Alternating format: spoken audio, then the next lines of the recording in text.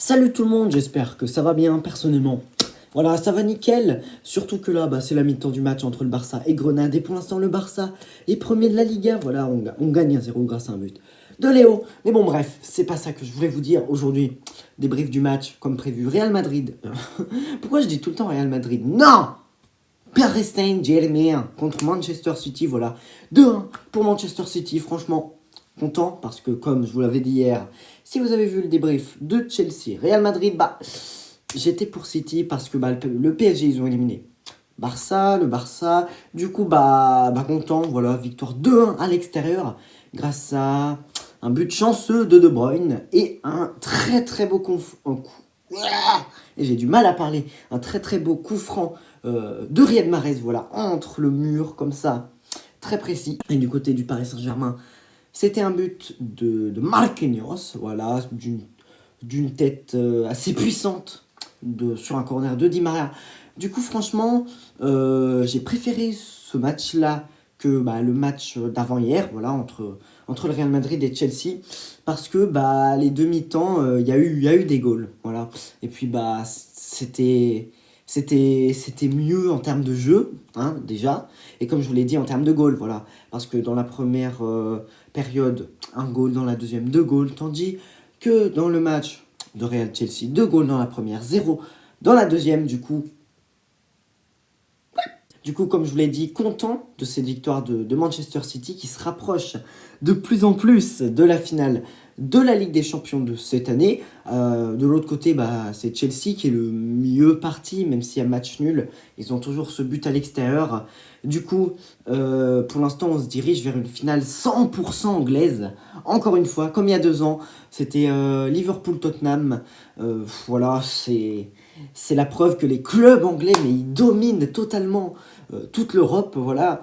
Mais bon, après, c'est vrai que dans ton championnat, quand t'as Liverpool, Manchester City, Manchester United, Tottenham, Chelsea, Arsenal, voilà, t'as plus de chances qu'il y ait des clubs dans cette finale de Ligue des Champions, même si bon, on va pas se mentir, Arsenal, ça devient un peu compliqué, malheureusement, voilà. Du coup, ouais, c'était un joli match. C'était assez bien parti pour le PSG, puisqu'ils ont marqué en premier, voilà, dans la première période. Ils menaient 1-0, mais c'est dommage, ils ont craqué là en quelques minutes à la fin du match. On aurait dit des biscottes. En fait, voilà, ils ont encaissé un goal, je sais plus, vers la 65e là. C'est déjà une erreur, du coup, tu te rends bien compte qu'il y a un petit problème mental dans ce club dès qu'ils arrivent à un stade. Ça craque comme mes doigts. Ça craque. Voilà, comme je l'ai dit, ils encaissent un but à la 65e, un but à la 70e, carton rouge pour Gana Gueye, voilà. Et là, bon, bon, même si j'avais pas d'espoir pour le PSG, puisque je supportais Manchester City. Mais, on va dire, les supporters du PSG, ils avaient plus d'espoir, je pense, là, à 10. Ils sont menés 2-1 à la 70e. Ah là là. Dans ce match, il y a un joueur qui m'a particulièrement déçu, vous l'aurez deviné, c'est Kylian Mbappé. Voilà, tout simplement, j'ai entendu dire que dans la première période, ou je sais plus trop quoi, il avait touché moins de ballons que les gardiens. Vous avez bien compris. Mbappé, qui joue tout simplement avant-centre, voilà, dans ce club du Paris Saint-Germain, dans les 45 premières minutes de ce match, il a touché moins de ballons que Keylor Navas et que Ederson. Il y a un petit problème parce que ce sont des gardiens, voilà. Ils sont pas censés toucher des milliards de ballons. Du coup, Mbappé, ça veut dire que il a fait une mauvaise performance, voilà. Il faut le dire. Je suis désolé. Certes, voilà, il est là. J'ai des critiques. Ah, ça m'énerve. J'ai des critiques, voilà. C'est ce qu'il dit, mais c'est normal. Et si tu peux pas supporter les critiques, t'as qu'à prendre ta retraite, Mbappé, hein, tout simplement. Dégage. Parce que bon, il fallait s'attendre à avoir des critiques, hein. C'est pas tout rose, hein, quand t'es footballeur pro. Je suis pas footballeur pro. Mais ça se voit, tout simplement. Autrement, il y a un joueur, je sais pas qu'est-ce que vous en pensez. Moi, je trouve qu'il revient très bien, même si je regarde pas les matchs du PSG. Je regarde plutôt les matchs de Manchester City. Le PSG, le joueur que je trouve qui a été vraiment très fort, c'est Neymar Junior. Voilà, c'est pas pour la pâter vers le Barça, non, non, non, non, non. Hein, c'est juste, franchement, bah, je l'ai trouvé très fort. Hein.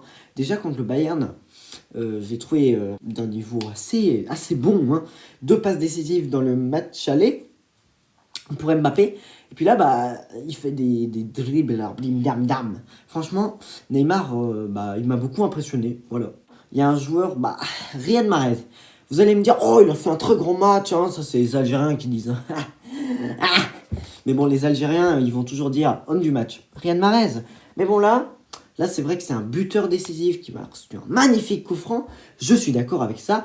Mais dans l'ensemble de son match, à part ce coup franc, je ne l'ai pas non plus trouvé exceptionnel. Hein. Je veux pas comment on dit, le péjorativer, on va dire. Hein, j'invente des mots. Le péjorativer, mais franchement, il m'a pas non plus hyper impressionné. Du coup, les mecs, on va passer au top 3 des meilleurs joueurs du match. Et on va mélanger les deux équipes. Voilà, on va pas que mettre les top 3 des meilleurs joueurs du match d'une seule équipe. On va faire les deux équipes ensemble, voilà. Du coup, ce sera quand même un top 3. On va voir ce qu'on va faire. En troisième position, je vais mettre Gundogan. Ça va pas forcément être l'avis de tout le monde parce que bon, Gundogan, il n'a pas été décisif, machin.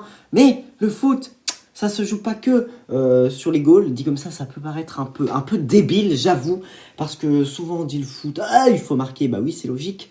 Mais Gundogan, il a été très utile à marquer pour aider le club à marquer. Mais, bah du coup, qu'est-ce que je voulais dire ? Là, je m'embrouille moi-même, c'est vraiment débile. Mais ce que je voulais dire, c'est que même s'il n'a pas marqué, même s'il n'a pas fait de passe décisive, je trouve qu'il a été très bon dans le jeu. Et il a permis de provoquer beaucoup de fautes ce soir. Voilà. La preuve, il s'est fait exclure, Gay, en faisant une faute sur Gundogan. Du coup, bah c'est la preuve, c'est la preuve. Alors, ce qu'on va mettre, c'est deuxième position. Voilà, ça peut paraître bizarre, mais je veux mettre ni l'un ni l'autre de ces deux joueurs dans la première place. Du coup, bah, ils seront deuxième à égalité, on va dire.